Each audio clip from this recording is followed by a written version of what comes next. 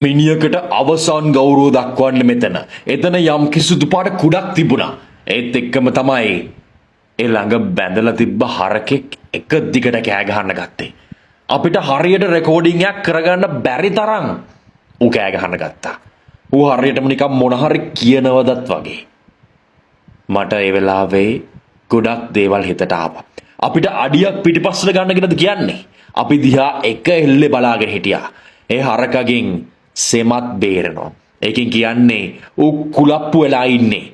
ඌ අයින්න ලෑස්ති. හොඳට බලන්න. ඔතනින් චුට්ටක් ඉස්සරහා තියෙන්නේ අලුතෙන් වලදාපු මිනි වලවල්. තව දෙයක්. අද වීඩියෝ එකේ බලපු සමහර අය කියනවා ඒ හරකගේ ලණුව අනිත් කොන තිබ්බේ පාවෙද කියලා. මේකේ සම්පූර්ණ වීඩියෝ එක මම මේ වෙනකොටත් සමාජගත කරලා තියෙන්නේ.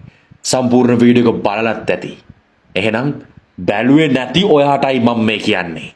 එන්න දැම්ම YouTube එකට ඇවිල්ලා ෆර්ගැන්ඩෝ කියලා සර්ච් කරන්න. සර්ච් කරලා සම්පූර්ණ වීඩියෝස් එතනින් බලා ගන්න. අමතක නොකර subscribe කරන්න.